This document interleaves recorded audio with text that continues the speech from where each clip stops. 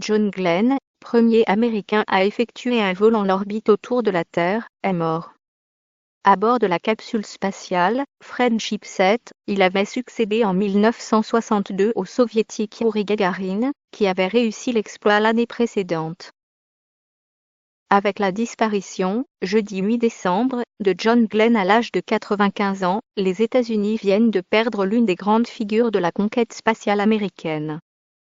Pas la plus populaire d'entre elles, tant le cœur des Américains bat encore pour les premiers pas sur la Lune de Neil Armstrong, disparu en août 2012. Ni la plus capée, si l'on compare la carrière de Glenn à celle d'une autre légende, John Young, auteur de 6 vols habités dont 2 vers la Lune menés à bord de 3 véhicules spatiaux différents, Gemini, Apollo et la navette. Ou à celle de quelques rares successeurs qui ont pu séjourner à de très nombreuses reprises dans la Station spatiale internationale. Face à ces gloires, John Glenn pouvait se prévaloir d'avoir été, le 20 février 1962, le premier Américain à tourner autour de la Terre et, 36 ans plus tard, le plus vieux d'entre eux à participer à l'âge de 77 ans comme astronaute et sénateur à une mission à bord de la navette spatiale. Bref, un ambassadeur idéal pour défendre à l'époque les couleurs de l'Amérique, d'autant qu'il était un de ces « small town boys » à la « success story » exemplaire. Né, le 18 juillet 1921, à Cambridge, Ohio, d'un père soldat, puis plombier, et d'une mère institutrice, John Glenn passe, dans la ville voisine de Newcastle, une adolescence façonnée par une éducation qui prône l'entraide, l'amour de la patrie, le respect de soi et celui des autres. Une jeunesse sans histoire qui le conduit aux portes du New Concourse Kingdom College dont il sort titulaire d'une licence en ingénierie et d'un bon bagage en chimie. Sa vie semble tracée, jusqu'à ce qu'une annonce de l'administration américaine appelant de jeunes diplômés à devenir pilotes ne le fasse changer radicalement de voie. En 1941, il décroche son brevet et se présente à l'Army Air Corps. Mais douché par la froideur de l'accueil de cette institution, il lui préfère, en mars 1942, la Navy. L'année suivante, il entre dans les Marine Corps, obtient gagne ses insignes de lieutenant et épouse Anna Margaret Castor, originaire comme lui de Newcastle, avec qui il aura une fille et un garçon. Commence alors une longue série d'affectations dictées par les impératifs de la guerre. Dans le Pacifique d'abord, où il effectue une 60aine de missions de bombardement et d'attaque de batteries anti-aériennes dans les îles Marshall. Aux États-Unis, ensuite, où il forme de jeunes pilotes et teste de nouveaux jets à Patuxent-River, Maryland. En Chine du Nord, enfin, où, avec son escadron, il participe à des opérations de surveillance, avant d'être transféré à Guam, Marianne. À la reconquête du leadership américain. En juin 1948, il devient instructeur à la base aérienne de Corpus Christi, Texas, poste qu'il quitte en décembre 1950, pour l'école d'entraînement de guerre amphibie de Quantico, Virginie. Pas le temps de souffler. La guerre de Corée réclame de nouveaux pilotes. John Glenn y mène 60 missions au cours desquelles il fait la preuve de son sang-froid et récolte un surnom, Magnetic SS, tant sa propension à attirer les obus ennemis est forte. Tous ces exploits lui valent d'être décoré à plusieurs reprises de la Distinguished Flying Cross et de l'Air Medal et d'intégrer l'école des pilotes d'essai de Patuxent-River. Bientôt promu, il multiplie les vols entre novembre 1956 à avril 1957 et se fait remarquer des médias en ralliant à vitesse supersonique Los Angeles à New York. Mais John Glenn commence à se lasser de tout cela et se passionne pour tout ce qui touche à l'espace. Une première opportunité lui étant offerte de visiter le laboratoire spatial de la NASA de Langley, Virginie, il ne la rate pas. Simulateur de vol, centrifugeuse, problème de rentrée des corps dans l'atmosphère et maquette de capsules spatiales deviennent alors son quotidien. Aussi, lorsque la NASA annonce, en janvier 1959, qu'elle recherche des astronautes, John Glenn se porte aussitôt candidat. Plus de 500 personnes postulent.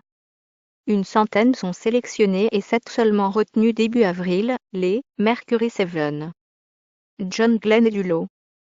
À charge pour lui et ses camarades de laver l'affront des grandes premières, passées et à venir, accomplies par les soviétiques, premier satellite artificiel, premier homme dans l'espace.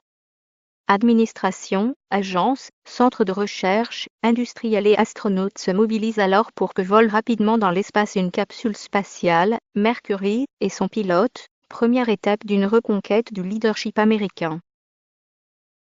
Les crédits affluent et le tout nouveau président des États-Unis, John Fitzgerald Kennedy, ne ménage pas son soutien. Si bien que le 5 mai 1961, Alan Shepard fait un saut de puce et atteint l'altitude de 186 km à bord de la première Mercury. Le 21 juillet, Virgil Gregson réitère l'exploit. Mais ce n'est que le 20 février 1962 que John Glenn boucle à bord de Friendship 7 le premier vol orbital américain, 3 tours de terre en un peu moins de 5 heures. Non sans frayeur. La capsule pique du nez et contraint le pilote à prendre les commandes. Pire, une alarme, qui se révélera plus tard non fondée, indique que le bouclier thermique de rentrée dans l'atmosphère est mal fixé et oblige à modifier la procédure de retour. Autant d'incidents qui rendent la tension maximale quand, lors de la descente dans l'atmosphère, le contact radio, de manière normale, est rompu durant plusieurs minutes. Mais bientôt la voix de l'astronaute crachote à nouveau dans le micro, et la NASA parvient à poser en douceur le vaisseau dans le Pacifique. John Glenn s'en tire au prix de quelques égratignures dues à l'ouverture brutale de l'écoutille de Friendship 7. Récupéré par le destroyer Noah, ses premiers mots seront « C'était chaud là-dedans ». Un dernier vol orbital à 77 ans. L'Amérique exulte. Kennedy se précipite à Cap Canaveral pour accueillir le héros qu'on décore de la médaille du Congrès. Washington l'accueille en fanfare et New York lui offre une « ticket à parade » sur Broadway, tandis que le corps des Marines lui octroie une généreuse prime de $245. Chacun, tout à son hypocrisie, feint d'oublier que, 10 mois plus tôt, Yuri Gagarin a été le premier homme à tourner autour de la Terre.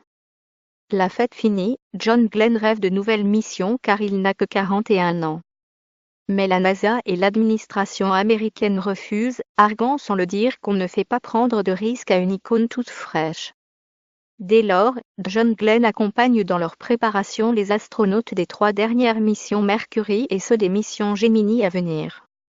Le colonel des Marines, voyant la conquête de la Lune lui échapper, décide, le 16 janvier 1964, de quitter le centre des vols habités de la NASA et annonce dans la foulée qu'il entre en politique pour devenir sénateur de l'Ohio. Une mauvaise chute l'oblige pour un temps à renoncer. Et, en 1970, alors qu'il a démissionné du corps des Marines et travaille comme consultant pour la NASA et une firme de soda, il se porte candidat à la succession du sénateur démocrate Stephen Young, Ohio. C'est un échec dû à une campagne bâclée. 4 ans plus tard, il récidive et gagne son élection, ainsi que les suivantes jusqu'en janvier 1999. Il renonce alors à se représenter et vit auréolé de la gloire de son premier vol en apesanteur. Mais aussi de celle de sa brillante carrière politique durant laquelle il fut un ardent défenseur de la conquête spatiale, des sciences et des techniques et de la réduction des armes de destruction massive et de celle enfin de son dernier exploit, un vol, à 77 ans, à bord de la navette spatiale. 9 jours d'apesanteur durant lesquels, comme passager de luxe, il fut photographe officiel de la mission et responsable de diverses expériences sur la croissance des protéines, le sommeil, les rythmes biologiques et bien sûr les effets de l'âge.